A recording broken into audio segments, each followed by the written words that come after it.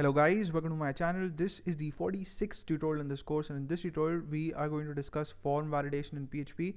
So form validation refers to collecting data from users and then checking whether the data that you've got fits your requirements or not, right? So I've got two script files open in my text editor. The first one's called validation underscore source.php and the second one's called validation underscore destination.php. And in the source file, I just have HTML tags to display a form, and I've got three fields in this form. The first one's called name, the second one's called age, the third one's called email. And the names of these fields, the name of the name field is name, the name of the age field is age, and the name of the email field is email. And by name I mean the value that I have given to the name attribute for the field, right? And the action attribute gets the value validation underscore destination.php. So this is the place where we are going to send the data that we are going to collect through the form, and the method of course is going to be post. So we'll be collecting values by using these names as the keys for the post super global associative array, right? And in the validation underscore destination file, I've got some if statements, and through these if statements we're going to run some checks on the data that we get. But before I discuss the code in here, I'll show you the form. So I'll go to my browser and I'll type in localhost validation underscore source.php. That's the name of the file. So this is how the form looks like, right? It's got just three fields: name, age, and email.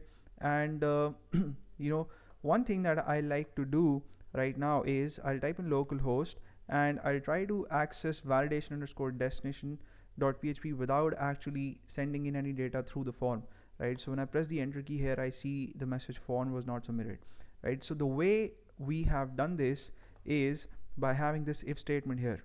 So as soon as we start the PHP tag in this file on line number 6, I have the opening PHP tag.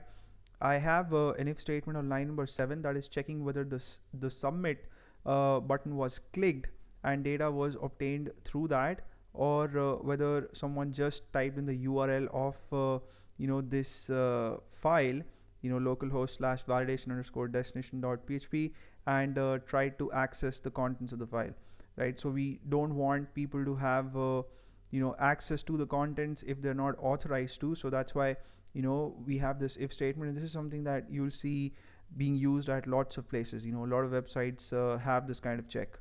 So anyway, only if the person has been authorized to access the content, we'll get inside the if block. Else, we have an else block here on line number 29, and in the else block we just have one echo statement that's going to display the text form was not submitted, and that's what we see currently in the browser, right?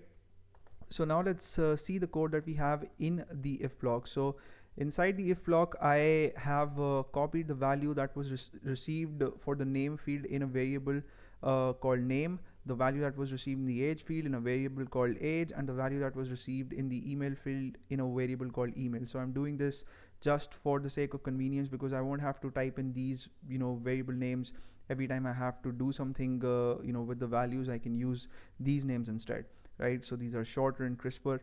So you must have noticed that a lot of websites ask you to have at least a few characters in the password that you use, or at least a few characters in your username, right? So let's say you want people to have usernames that must have at least 6 characters, 6 characters or more. So in that case, what you would want to do is you would want to use an if statement and use the strlen function, or the string length function, and check the length of the value that's been received in the name field, right? So if suppose someone has typed in Jack as the username, Jack has less than 6 characters, so we're going to get inside this if block and execute this echo statement, one that you see on line number 14 here, which is username too short. And if that is not the case, then we are going to skip this echo statement and go to the next check, which is performed by this else if statement here. And this statement is checking whether the value that has been received in the age field is numeric or not.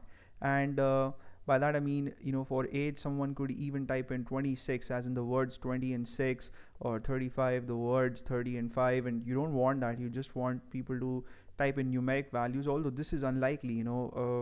when you ask for age, people usually type in numbers, but then still accidentally someone could type in an alphabet, and you want to avoid that. So that's why you have this check here, and you're checking using the is underscore numeric function whether the value that has been received is a number or not. And if it is, a number, then we are not going to execute this check. But if it's not a number, then we want to execute this echo statement on line number 18. We want to display the message only digits are allowed, so the person would have to click on the back arrow once and fill in the form again. And since we want this block to work, if the test is underscore numeric $age fails, we want to we would have to put an exclamation mark or not operator here before the function name, right? And if this block would also fail, then we'll get to this else if statement on line number 20, wherein we are checking whether some value has been provided to us for the email field. So this is something that's performed for required fields and forms. You would notice that if you would sign up for Gmail or Facebook, they would expect you to type in some value for first name, last name, some value for password, some value for email.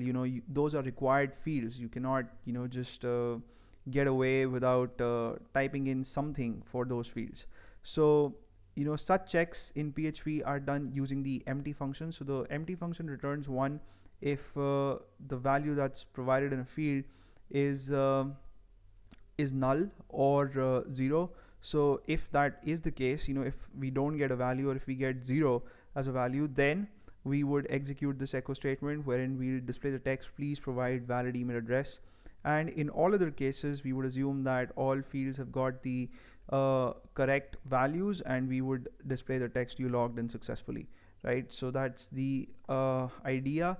Now I'll go to the validation underscore source page, and I'll actually type in some values. So I'll type in mother for name, for age I'll type in 25, and for email I won't type in anything, right? So let's check the condition that we have for email. I click on the submit button, and there we go, we see the message, please provide valid email address. Next, what I'll do is I'll type in something for email, and for age I'll type in some alphabets, right? I'll click on the submit button, and I see only digits are allowed. And the final thing that I'll do is I'll change this back to 25. I'll type in John here. This word has just 4 alphabets. So when I click on the submit button, I see the message username too short, right?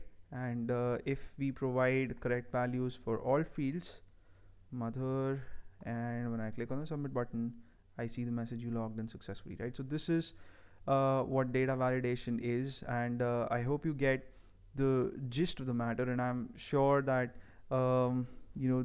this in no way is a comprehensive list of the tests that you can perform on the values that you receive from users. There are a lot of other things that you can do, and in practice actually people do a lot of other checks on data, but this should give you a head start. And we've discussed so many string functions, numeric functions, so you can do so many things with the values that you get. And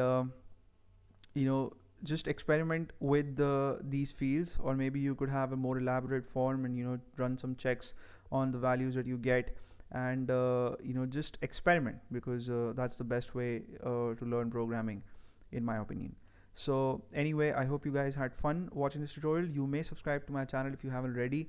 I'll see you in the next video, in which we'll continue our discussion on important and interesting topics in PHP, and see you soon. Till then, take care.